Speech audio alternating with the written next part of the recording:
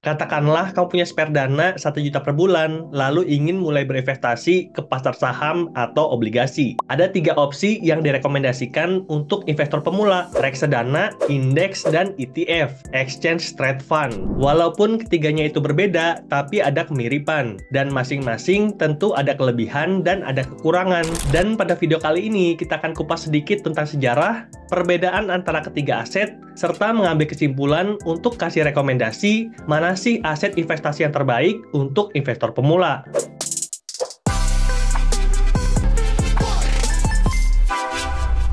Jadi mulai aja kita ke pembahasannya, mulai dari reksadana. Bayangkan reksadana itu seperti gado-gado. Isinya bermacam-macam, ada sayur, kentang, telur, tahu, tempe, dan bumbu kacang. Dan dengan beli gado-gado, kamu nggak harus beli satuan. Nggak harus beli tempe sendiri, nggak harus beli tahu sendiri, nggak harus beli sayur sendiri.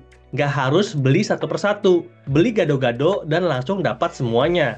Itulah pengandaian tentang reksadana, di mana kalau kamu beli reksadana, kamu bisa dapat obligasi langsung, bisa dapat saham langsung, dan juga bisa dapat yang namanya surat berharga negara.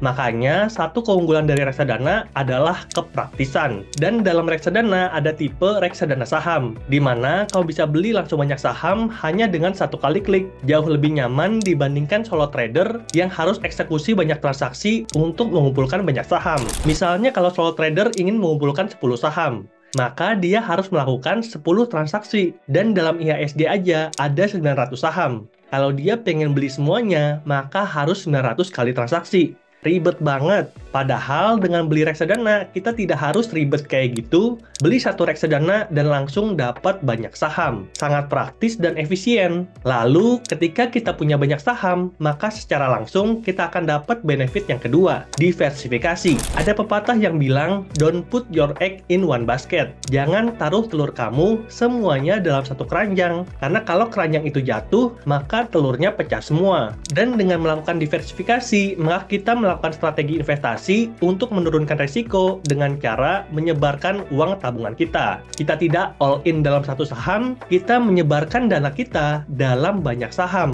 Di saham A sedikit, saham B sedikit, saham C sedikit, sampai saham yang terakhir. Kita taruh telur kita dalam beberapa keranjang. Dan kalau ada satu keranjang yang jatuh, atau dalam artian ada satu saham yang ARB berjilid-jilid, yang harga sahamnya nyungsep, maka secara overall portofolio kita itu tidak akan terlalu terdampak. Dan kita bisa tetap tenang karena itu cuma sebagian kecil dari dana yang kita miliki. Dan kelebihan ketiga dari reksadana adalah access to professional fund manager. Artinya, kita menitipkan uang kita kepada orang yang kita anggap ahli untuk mengembangkan uang tersebut. Yang namanya fund manager pastilah lulusan dari top university. Dan dia juga udah punya sertifikasi dan punya pengetahuan untuk mengelola uang tersebut. Kita expect untuk dia bisa mengembangkan uang kita jadi 2 kali, jadi 5 kali, bahkan jadi 10 kali. Tapi dengan begitu, ini masuk ke satu kekurangan terbesar dari reksadana.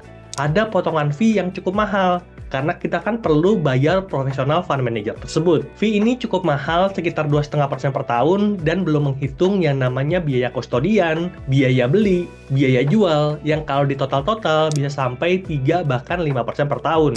Jadi ketika kita berinvestasi ke reksadana, kita secara otomatis uang kita berkurang 3-5%. Kita belum untung, tapi si manajer investasinya, si fund manajernya itu sudah untung. Ini tidak adil, karena walaupun sudah investasi reksadana, itu tidak menjamin kita untuk dapat keuntungan. Bahkan faktanya, walaupun ada manajer investasi yang bisa melakukan performa baik selama beberapa tahun, tapi terbukti tidak panjang. Bahkan berdasarkan data, lebih dari 50% fund manager gagal untuk mengalahkan indeks acuan. Makanya pada tahun 1976, Jack Bogle, pendiri Vanguard Group, itu capek lihat manajer investasi yang performanya itu belum tentu bagus, tapi sudah dibayar.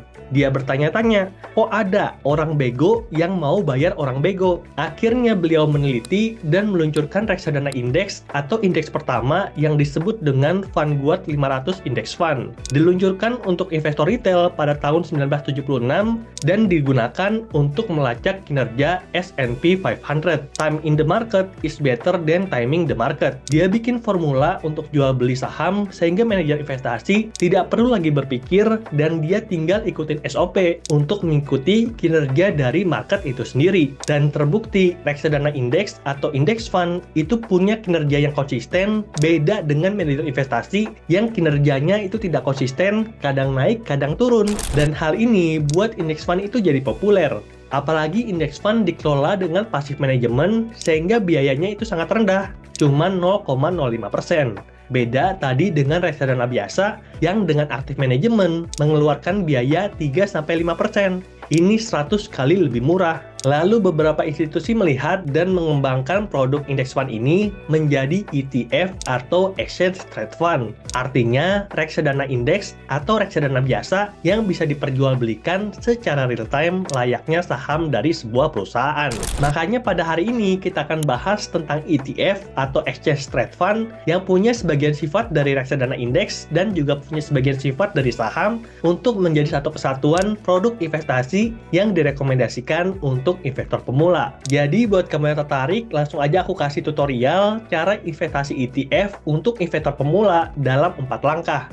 Langkah yang kedua adalah deposit, langkah yang ketiga adalah beli dolar, dan langkah yang keempat adalah beli ETF. Langkah yang pertama apa, Bang?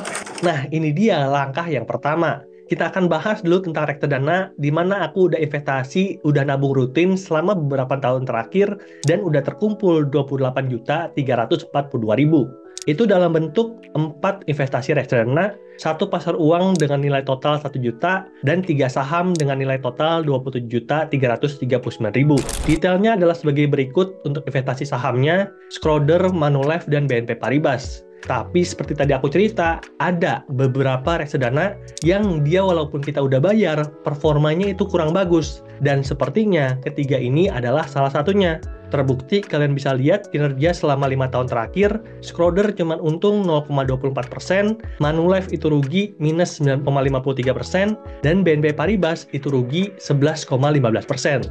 Jadi, nabung di reksadana itu nggak ada untung-untungnya sama sekali. Makanya kemudian aku jual semua, dan untuk Schroders dapat 11 juta, Manulife dapat 7,6 juta, dan BNP Paribas dapat 8,6 juta. Dan kemudian kita tinggal tunggu dalam waktu 3-4 hari kita akan menerima uang dari hasil penjualan reksadana. Nah, setelah uangnya semua sudah kita terima, ini saatnya untuk kita beli ETF atau Exchange Traded Fund. Aku pribadi pakai aplikasi Peluang karena di aplikasi lain itu belum ada ETF. Di pasar Indonesia itu belum ada ETF. Dan saat ini ETF itu cuma tersedia di pasar saham Amerika. Aku nggak tahu kenapa di Indonesia nggak ada, mungkin kamu yang tahu boleh bantu di komentar. Kita langsung buka aja aplikasi Peluang, dan kalau kamu belum download, kamu bisa download di Play Store atau Apple Store atau pakai link referral yang ada di kolom deskripsi. Kalau misalkan sudah download, langsung aja kita buka aplikasi Peluang. Berikutnya di sini terlihat bahwa aku punya aset 3 juta untuk ETH, BTC itu 5.000, dan masing-masing ETF saham Amerika itu 500.000. Ini aku baru nabung sekitar 1 hari dan udah terbukti naik bisa sampai 3%. Nanti aku akan tunjukkan dalam waktu 1 minggu naiknya bisa berapa sih. Tapi tentunya performance dari ETF ini mengikuti pergerakan harga saham di Amerika. Oke, langsung aja kita cek dompet yang ada di bawah.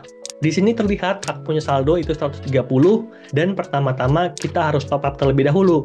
Kita klik top up, dan berikutnya di sini ada beberapa pilihan untuk top up seperti direct bank transfer, virtual account, dan e-wallet. Kalian pilih bebas yang mana, dan kalau untuk dapat bebas admin bisa pakai virtual account dan transfer di atas 500.000. Aku pilih Bank Mandiri. Berikutnya aku transfer pada kesempatan ini adalah 22 juta untuk ETF, dan aku akan bagi sisanya ke ETH atau Ethereum. Aku juga pengen nabung ke dalam kripto. Dan buat kalian yang pengen ikutin perkembangan investasiku, boleh klik tombol subscribe. Oke, langsung aja kita balik ke aplikasi Peluang. Di sini terlihat kalau deposit kita sudah berhasil dan uang kita udah jadi 22.130. Langsung kita klik pindah. Dan berikutnya di sini kelihatan bahwa kita bisa beli dolar untuk harga 22 juta itu bisa dapat 1.332 dolar, dan dia punya kurs itu 16.469. Dan kalau aku bandingkan dengan aplikasi Genius, itu lebih mahal ya. Dia punya selisih antara harga jual dan harga beli pada hari yang sama itu 1,28%. Padahal di Genius itu 0,45%. Dan hal ini menurutku itu nggak terlalu masalah ya, karena perkembangan harga saham Amerika sendiri bisa offset, bisa nutupin, dan masih ada sisa keuntungan walaupun ada selisih kurs jual belinya. Lalu kalau kamu udah yakin, langsung aja kita klik lanjutkan. Berikutnya kita udah bisa lihat bahwa saldo IDR kita udah berkurang jauh dan saldo USD kita udah menjadi 1.332. Lalu kita kembali ke halaman homepage. Di sini ada beberapa saham ataupun ETF saham Amerika yang udah ku valuasi. Ada SMH, FGT, SPY, dan juga DIA. Nah, aku akan tunjukin mulai dari yang pertama, itu adalah DIA. Ini adalah ETF yang dibuat oleh State Street Global Advisor dan dikabarkan bahwa SSGA ini adalah institusi pertama yang meluncurkan ETF saham Amerika Serikat. Diluncurkan pada 13 Januari 1998 dan digunakan untuk melacak indeks atau meniru indeks DJIA Dow Jones Industrial Average yang isinya 30 saham blue chip Amerika Serikat di New York Stock Exchange. Contohnya adalah United Health, Microsoft, Goldman Sachs, dan dia bisa kasih return rata-rata selama 10 tahun terakhir 11,76%. Jauh lebih bagus dibandingkan dengan pasar saham Indonesia, yang mana artinya reksadana indeks dia ini bisa bikin uang kita double dalam waktu kurang lebih 6 tahun. Nah, kita klik tombol beli. Lalu berikutnya, kalau udah pastikan di atas berubah jadi dolar, kita masukkan, dan pada saat ini aku bagi-bagi uangku menjadi 4. Karena kan aku ada 4 ETF saham Amerika yang pengen aku beli. Di ETF pertama, aku beli 333,13 dan kita klik lanjutkan. Di sini, market buy telah dibuat dan order kita dieksekusi saat bursa dibuka. Jadi, kita bisa bertransaksi ETF di aplikasi peluang itu 24 jam 7 hari. Tapi baru akan dieksekusi mulai jam 20.30 atau jam setengah 9 malam. Karena pasar saham di Amerika itu baru buka jam setengah 9 malam atau 20.30. Nanti aku akan tunjukkan notifikasi kalau transaksinya sudah berhasil. Dan pada kesempatan ini kita akan tunjukkan dulu untuk pembelian ETF yang berikutnya. Dan ETF yang kedua yang aku akan pengen tunjukkan adalah ETF SMH. FunX Semiconductor ETF. Intinya dia pengen meniru performa perusahaan semikonduktor atau perusahaan pembuat chip. Dan kita tahu perusahaan pembuat chip itu lagi mantap-mantapnya sekarang. Ada Nvidia, TSM, Broadcom, Qualcomm, Texas Instruments, dan lain-lain. Didirikan pada tahun 2011 dan memberikan return terbaik di antara semua ETF yang ada di portfolioku. 26,54% per tahun selama 10 tahun terakhir konsisten.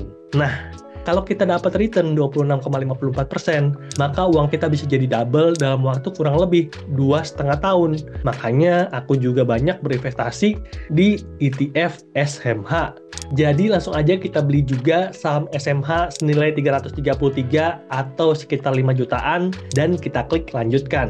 Dan order telah dibuat berhasil akan dieksekusi saat market dibuka. Video ini dibuat sekitar sore hari dan kamu akan dapat notifikasi via email dan juga notif handphone kalau misalkan eksekusi transaksi berhasil dibuat.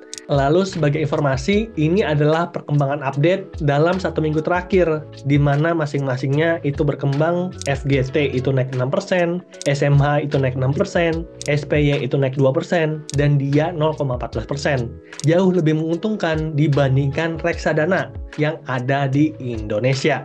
Tapi ini bukanlah video rekomendasi, aku pengen disclaimer dulu kalau kalian sebelum nyemplung ke satu aset investasi apapun, mau itu ETF, mau itu reksadana, mau itu pun kripto, ataupun saham sekalipun, kalian harus paham baru kalian terjun untuk berinvestasi. Jadi do your own research.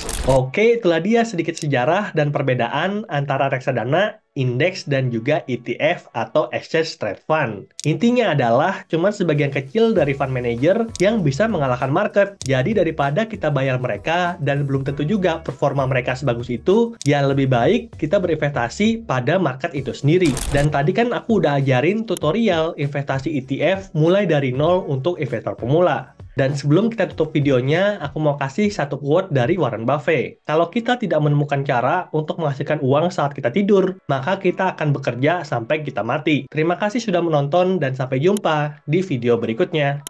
Bye!